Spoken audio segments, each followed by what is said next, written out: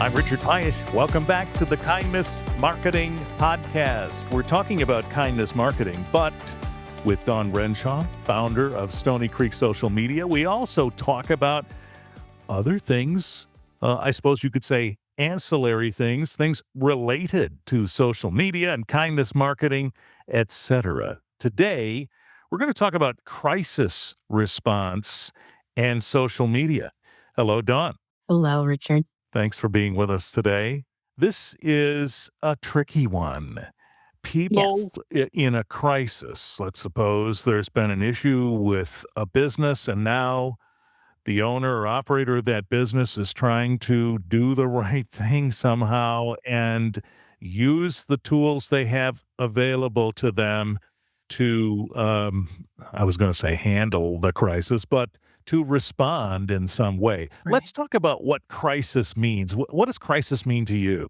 In the business world, like I said before, I've been in one business or another for over 35 years. And so, definitely, no matter how hard you try to prevent a crisis from happening, it's going to happen. And the best thing to do is to have a plan in place for when that happens, because a lot of times when that happens, you're not thinking clearly, your staff isn't thinking clearly.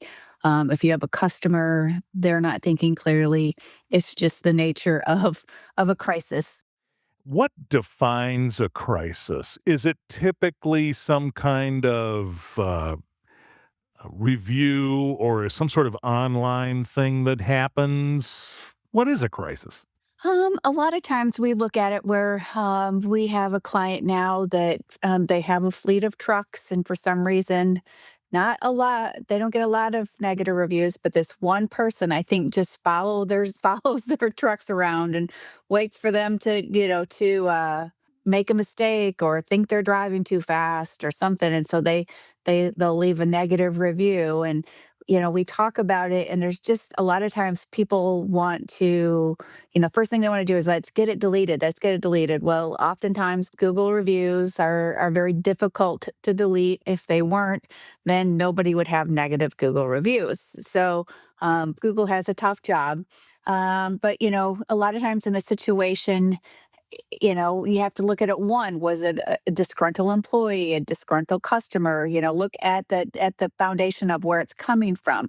Sometimes people just want to be heard. We had another client who got one that said somebody cut him off in traffic. And so what I usually recommend in that situation is if you go to the review, like I said, sometimes they just want to be heard. If you've actually found out that it's actually something that happened, and just go in and say, you know what, hey, sorry, sorry it happened. We have addressed the issue with the employee.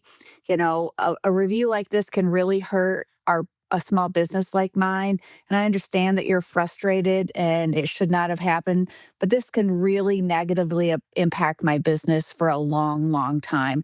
Is there anything that we can say or anything that we can do to make you take this, this negative review down? Because the driving of our employees really isn't the heart of what our business is. So you should respond publicly acknowledging this is difficult for us. Right. And then the second thing that's very, very important is you say, I am Dawn Renshaw. I am the owner of that company. Here is my personal cell phone number. Here is my email address. I would love to talk with you about this situation offline. So if you can get them offline as soon as possible, that's the best thing to do. And when you leave that first response, if they come back and they're like, start trashing you and your company like that, don't respond again, because then it just winds up into a mudslinging event. So, I always say that you respond kindly, you respond. I don't think anyone wakes up in the morning and they're thinking, oh, what company can I go leave a negative review for? Yeah. I don't think anybody really does that. So, there had to have been a reason, but, maybe it's the third time someone cut them off that morning. You don't know what it is, but sometimes if you can just get to the heart of them and say, okay, I understand you're frustrated and I understand that my employee shouldn't have done that. I will talk to them. But, overall, my company can really, because those negative reviews can really impact. Although I always tell them not to get too upset about it, because if somebody, like if you have, say, a roofing company and you get a negative review because one of your drivers cut somebody off, the driver really has nothing to do with your ability to put on a really nice roof.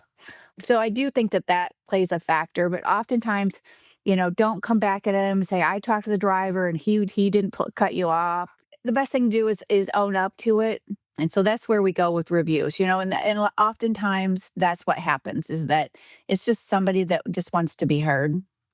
And this is important to understand. There's a couple things in there that I linger on. One, it might be tempting to respond emotionally and to continue to engage, number one. Secondly, um, the approach of, I think you can say, kindness, right, in Mhm, mhm. acknowledging it is also a primer in this response.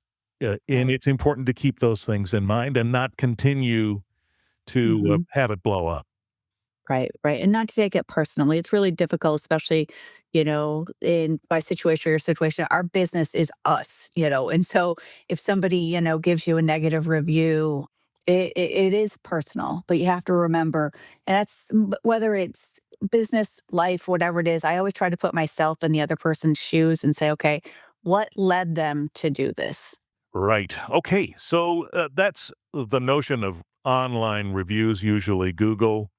Is there another kind of example of a crisis that a Yeah. business might run into then that involves some kind of social media or Yeah. public response? Yeah, I have a couple of them. One of them, there was a spa here in the Portage area that had, I don't know the whole situation, and it's my memory isn't great, but I'll get to basically the heart of it is there was somebody that had won a gift certificate. They were in the spa with their child. The child had autism, and I guess there was a moment where he had reached his patience limit and had an outburst.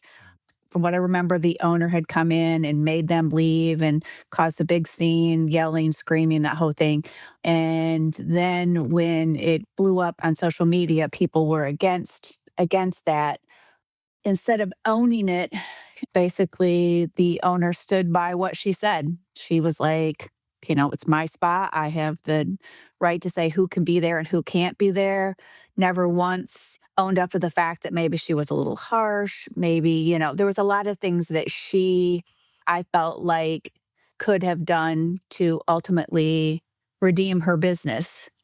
I'm not saying that you have to lie or say, "Oh, I shouldn't have that." I mean, you really have to think about the situation, and never apologized, and ultimately, like I said, lost her business. And I have another situation very similar. I had a bowling alley that reached out to me. Very similar situation. They had an autistic child that was throwing bowling balls, and so the manager on staff went and said, "I'm sorry, you guys have got to leave immediately." They were concerned about somebody getting hit, by a bowling ball and getting Sure. hurt. Yeah. Well, the parents again went on social media, right or wrong, I'm not saying, and had the situation, and it started blowing up, and people were rallying around them. And the owner called me. He's like, "Dawn, I don't know what to do." He goes, "The manager, I wasn't there. I don't know how it was handled. I think that they just panicked and, said to get out." So I said, "You need to call that family and let them know that they can bowl for the rest of that kid's life for free. That you will close, that you'll come in after hours." He's like, "Man, I don't want to come in here every weekend. I don't want to come in after hours." And I said, "Odds are they're not going to. I mean, they might come in once or twice, but that's what you're going to have to do because, I mean, right now it is ramping up." And sure, could the family have taken advantage of it? Probably. Most likely they're not going to. And they didn't. And the guy put it out there. And the biggest thing that he did is he went on and he apologized and said, I'm really sorry for the way that was handled. And that was it. He didn't say that he was sorry that they got kicked out, sorry anything. He just said he was sorry the way it was handled. It wasn't handled properly, and that he's offering the child to come back in and bowl. And up until a few years ago when the land was sold and the bowling alley was leveled, he was still in business. And Mhm. but so there's just the same situation, not exactly, but pretty close. And one business went out of business, and the other business had another, had it thrive, for a long time. And, and I talked to the guy a few years later, and he's like, "You were right, Dawn. They came in maybe once or twice and bowled, and that was it." But, it can get out of hand real quick. Yes. And I think what I'm picking up out of this is some acknowledgement about how a complainant may feel can neutralize the whole thing or a lot of it. Yeah. And again, I will always go back to the word kindness. And, like I said, he, showed some kindness to the family and, acknowledged he didn't throw his staff under the bus. It didn't say they shouldn't have done what they did. He just apologized for the way it was handled and said that it was the manager on duty was just trying to keep everyone safe. And so, yeah, and that's just the way I look at it, and just acknowledging that, maybe it wasn't handled the best way, but this is how I'm going to resolve it. And that happens quite often, whether it's reviews or a social media post or something, is for someone just to go in and own that they might have made a mistake. Yeah. And this goes back to the beginning of your remarks and saying you should have a plan. And in addition to that, perhaps that plan needs to extend to your staff, right? The notion that someone in a situation like that should know how to respond to it, and there should have been a discussion about it. Do you advise that? Absolutely. I absolutely, you can't plan obviously for every little thing that happens. But, even in my business, we talk about, maybe if, a social media post go out and there was a God forbid, a typo in it or the link doesn't work or something like that. We own it. It's like, we're sorry. This is what happened. We're human and we're not perfect. And so, things like that happen. We're very sorry. How can we make it right for you? Are there any steps a business should take after the crisis is over? Is there some follow up that could happen? Yeah, I would definitely, reach out to everyone involved and just say, again, we're sorry this happened. Is everything okay? Is there anything else that we can do? And just keep, people talk. I have, this last weekend I was somewhere where someone's like, "Oh, I had to get off of Facebook because it's so negative." And I just kind of cringed to myself because social media is really the only place where you can determine who you see and who you don't see. If you have a friend that's posting negative stuff, you don't have to unfriend them, but just unfollow them so you don't see it. And, oftentimes people will be like, "Well, I don't see any posts from you." It's like, "Do you like any of my posts?" Well, no, I see them, but I don't like them. So, social media has a job to do based on your activity. If you're not liking any posts, they don't know what you like and what you don't like. So they're not going to have an idea. So I always tell people that, if you want to see more of a certain person's content, go make sure that you're liking their post, make sure they're commenting, but, make sure that you talk to everyone involved and also make sure that that you put out a statement on social media saying this has been resolved, and thank you for everyone's support during this situation. And if anybody has any concerns, so come to me. I am the owner. This is my phone number. This is my email address. Just be very transparent.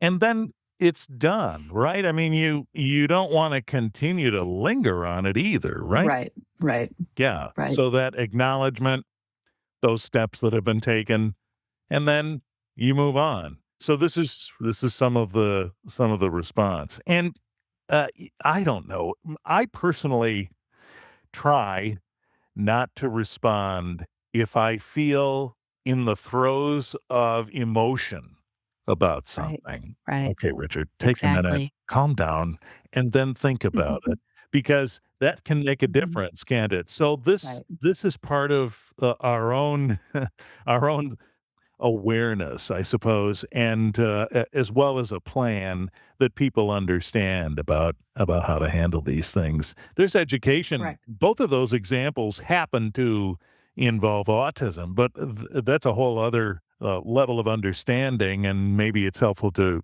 just know we may not understand what's happening here. It may Correct. not be intentional.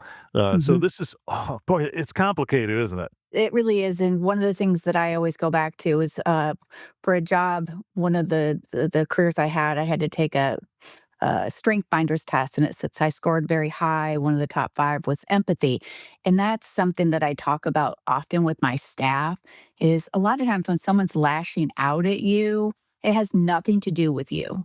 I always talk about, like, things build, like, like someone cut you off, and then this happened, and then you got this call about this, and then you had a flat tire, so a lot of times there's a lot of things that build up to that. And so often if you're just, if you just look at them and, I don't, I really don't feel in my heart that people just really wake up in the morning, like I said before, and just say, okay, I'm just going to go leave someone a negative review. I'm going to bash this business. I just don't believe that about people.